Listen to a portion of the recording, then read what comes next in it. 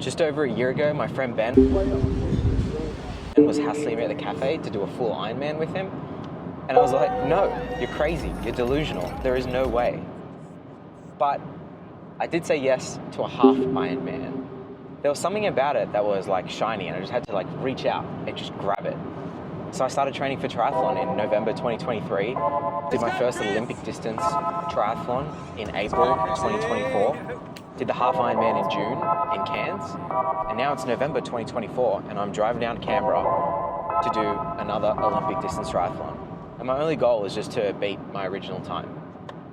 A year is like not that long in the big scheme of things when it comes to your whole life, but it is a long time when you've changed a lot about yourself and you've started training for triathlon.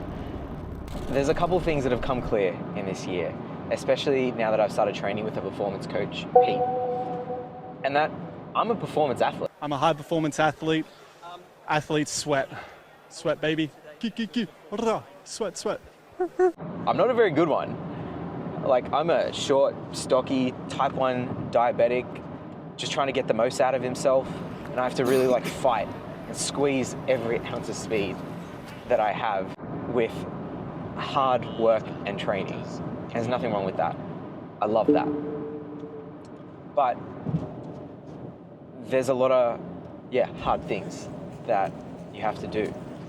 And triathlon's really just opened my eyes to that. Whether it's like falling asleep on a Tuesday at work at 2:30 p.m. and then knowing you have to finish the workday, ride home, and then smack an evening training session, or just the time commitment, the sheer cost that's involved with triathlon, all the gear, swimming, running injuries. Oh my God, the running injuries, like literally the bane of my existence. But I'm aching so hard to get better at running. This is not a whinge. These are all choices that I've made and I want to keep making them so I can get better. But yeah, I'm a performance athlete. I still enjoy getting the most out of myself and just getting faster more than I enjoy riding around socially or without a goal or for the fun, the freedom, the adventure of things. That being said, some of the gravel rides I've done with fast people are some of the hardest rides I've ever done in my existence, but that's a different story. It's just nice to know and wildly simple that the next chapter of my triathlon or training life is about performance and documenting the journey with you guys as much as I can with the remnants of the energy that I have left over after training.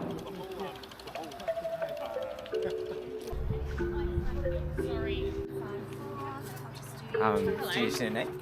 Yep, first name. Christopher? Perfect. Doing the Olympic distance? Yeah. Yep, that's yours, Christopher, and I'll just check.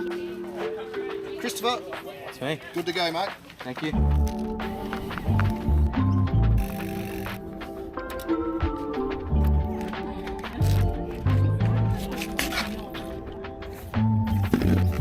Do you have to like hook them on?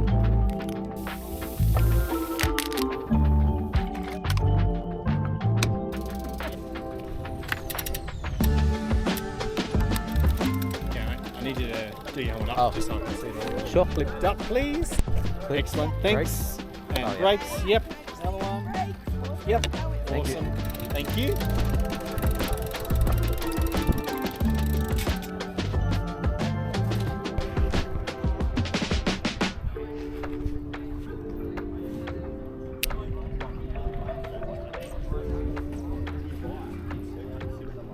It's good that there's no like algae. So I've had it being cancelled a few times when there'll be like an algae bloom and it gets turned into a duathlon. That's disgusting. Which is shit house.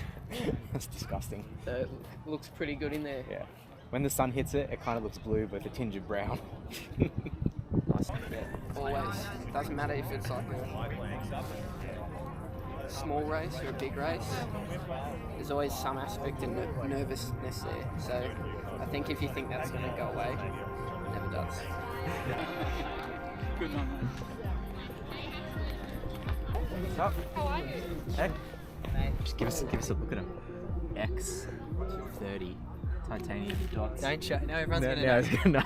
It's alright. No one, Secret. like 2 people watch my videos, so. We're going to start in between the red arch. So make your way down.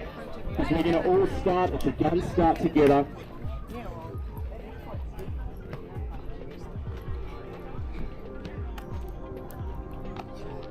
That's your baton now.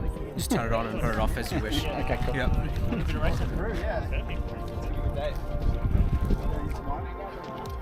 Working stocks. There's no carbon plate in them though. So what you see here is 2 pro athletes, Harry Wiles and Josh Woolridge, just came out of their swim and they're coming into the bike transition. These guys are absolute guns and they were briefly on camera before in the video. But this is the part of the video I'm really struggling with because I don't have any footage of me actually racing. Well, we've got 1 clip of me running past the camera. And it's completely my fault. I didn't give anyone any instruction to film me. I didn't bring my drone to get aerial shots. I totally forgot to take B-roll of the actual event. So yeah, just know that I swam, I transitioned, I biked, I transitioned again, and I went for a run.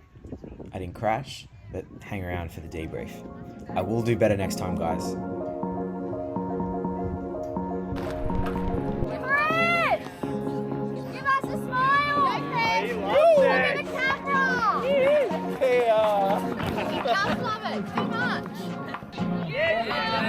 Mate, you look good. Yes, Scotty, let's go, brother. I thought I'll try it. How was it? Hold on. You were I was cooked on that run. Let's go, legend! That's it, Deza!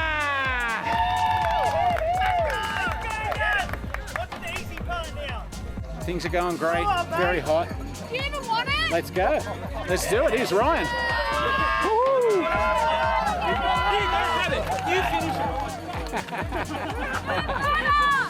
Everyone's following along really well. Everyone having really good races, actually. Everyone handling the heat well. They've got 5 big ones over there. Yeah. Everyone did race well. What time did you do? 220. 2:20. Okay. Yeah. Look, the swim and the bike, I was like, cool, we're going good, transitions are good, and then the run, I was fully humbled. Like, my body just didn't go. Like, I had the expectations of doing what I've been doing in training and what I did on the first triathlon, which was the 42, and I just couldn't. I had a stitch, and my stomach was giving me like grief. I couldn't. Yeah, just couldn't go. I don't want to sound like a broken record with excuses, but like I just couldn't go. That's exactly what Ryan was going through. It's the heat. Yeah. It's the heat. Yeah, but my heart rate was stuck on like tempo in the run. Yeah. I couldn't get to those upper levels, and it was a bit frustrating. It was Peter.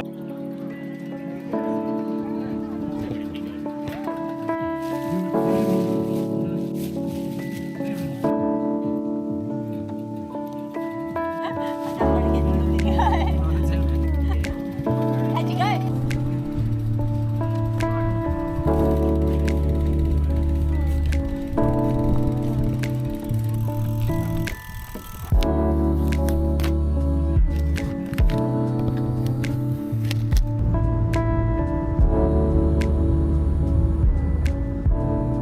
Sunsets in the car are just magnificent. I just passed Lake George and it looks unreal.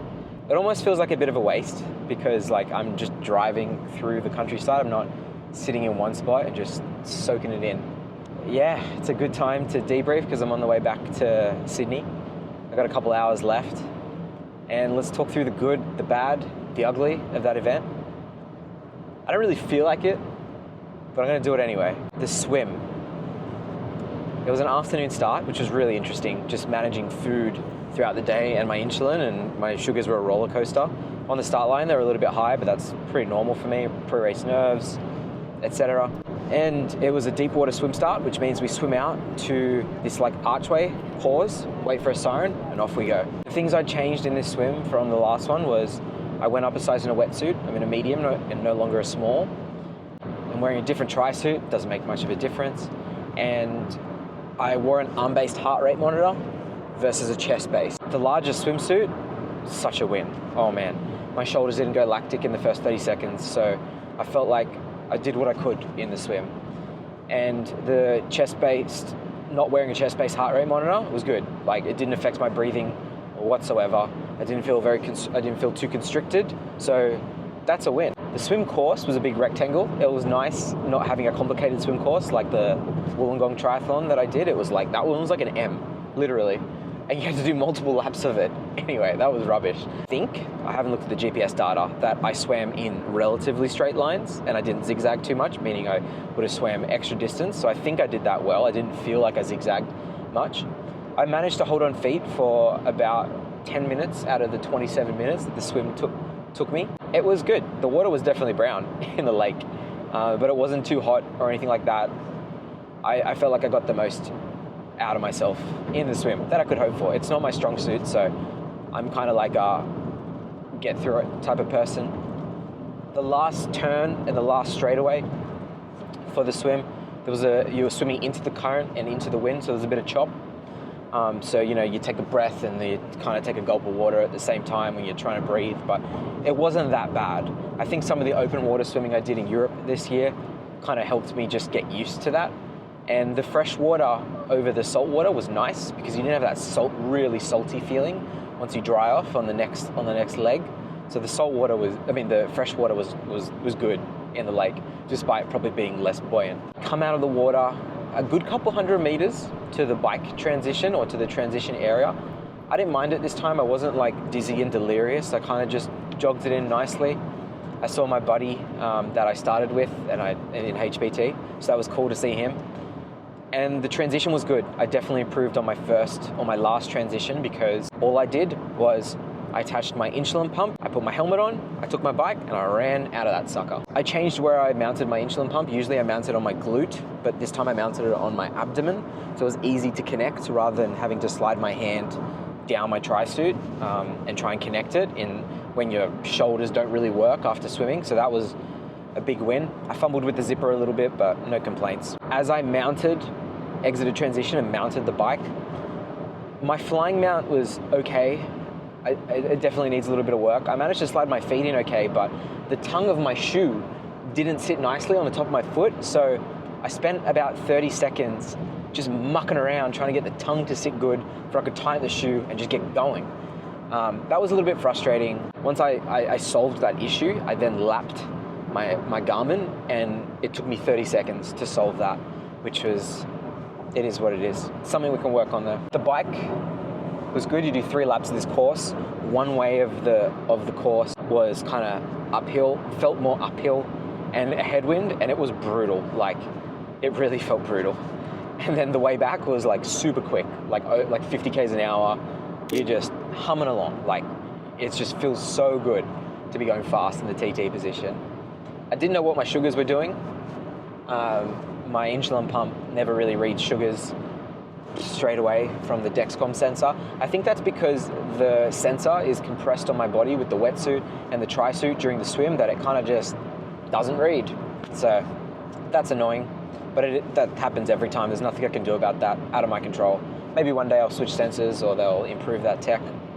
But yeah, the bike course, I got through 80% of my 90 gram carbohydrate bottle. I finished my electrolyte bottle, the 500 ml, and I had a gel. So my sugars stayed high. I know that because I've looked at my sugars now, but I got what I expected out of myself on the bike. My heart rate was on threshold, like $1.80, 180 beats a minute. And then on the downhills, it kind of went to 165. And then on the uphills, it kind of went back up to 177, 180. And then throughout the hour that it took me to do the bike course, my watts, I noticed them go from upper tempo to threshold down towards like tempo. And that's okay. Like, it was hot out there.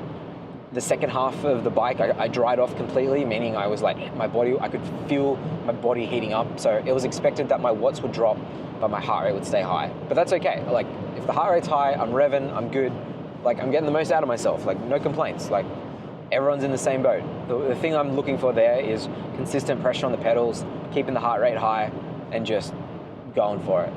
The speed, that will come and go with the environment. Dismount line, I managed to get 1 foot free, and 1 foot I had to declip my shoe and then take my foot out of the shoe, so I was running with my bike and a shoe in one hand, which is kind of funny. But yeah, got to transition and I immediately racked my bike, racked my bike, put my running belt straight on, sat right down, and slipped my shoes straight on without socks.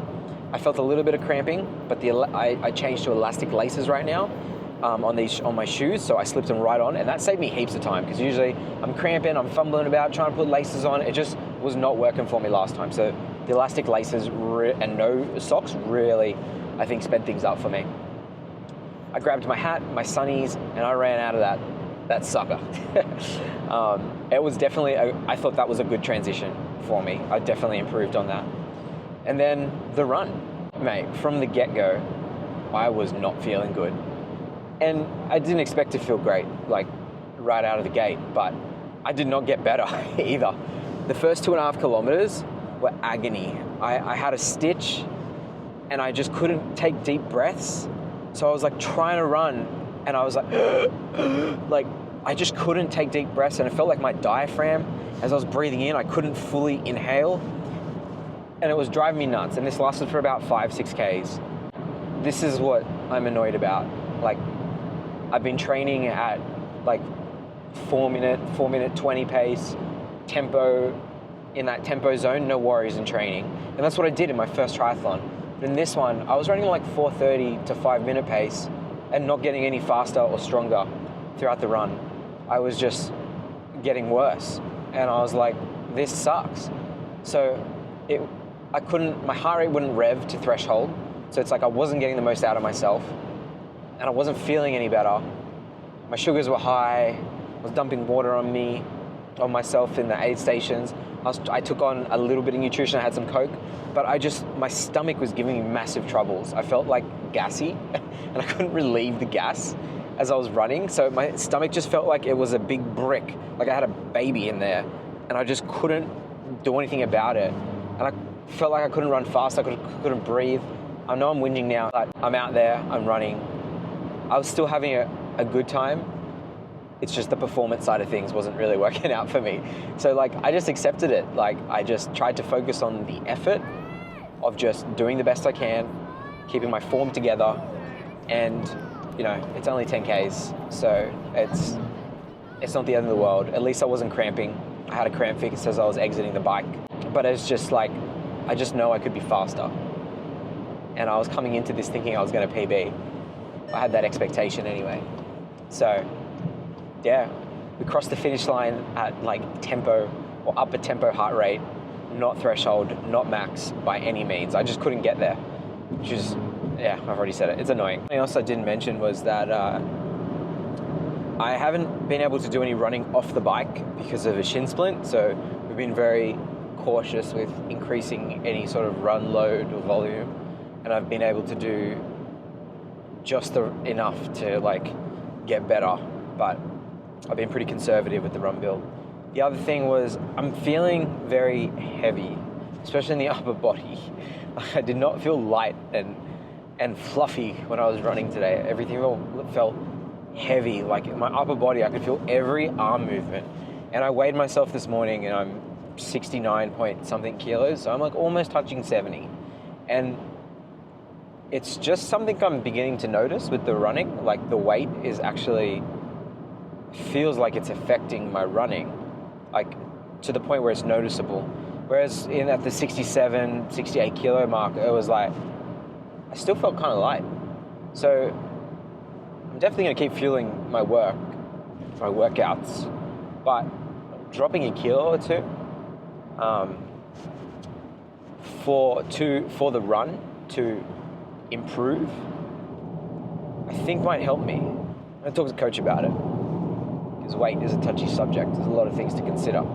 All the changes I made coming into this, I think were beneficial in terms of speed. So I'm happy. The support from a HPT, there was 23 of us, or maybe more, down here today, and it was awesome, like to be running and people just yelling at you I needed the upbuildment, the encouragement today. And yeah, everyone was in the same boat after debriefing with some others and hearing about their experiences. Like the run really felt tough for them too. Combination, the heat, everything I just talked about. The convenience of this event was second to none. From where I parked the car, the registration, portaloos, basically the event start and finish were all within like, maybe not 100 meters, but a walking distance radius in slides, no worries. That was a huge positive for this, and I would come back and do the event just for that convenience. Sounds crazy, but it made a massive difference to just everything logistically, despite it being a 3-hour drive from Sydney. And even the afternoon start, like I'm hating on it. Like I don't like managing food throughout the day and then racing. But you don't have to have accommodation. Like you just drive there and drive back like afterwards if you want. Next time I think I'd stay the night because all the HPT crew are going out to the local brewery and having a beer, and I kind of have a bit of FOMO. But yeah, there's always next time, next year. There were even supporters who weren't even racing today and they came down anyway. Like, how awesome is that? Like, that sense of community. Like, you don't need it, but when you have it, I don't want to not have it. Onwards and upwards. Just got to put in the work. Put in the work, get the feedback, make the changes, and then keep putting in the work. Without that feedback cycle, like, you could just be putting in the work forever and not getting any better. So I think that's a little key. That is a very important one. Anyway, I'm ranting now. I'll catch you next time. Thanks for watching and following along on this little journey of mine. I really enjoyed making this long form content, much more than short form content. So I've been like really quiet on Instagram and anything sort of vertical lately, because this just brings me so much more satisfaction, making it for you guys, the comments I get, and also like for myself to watch back later. Catch ya.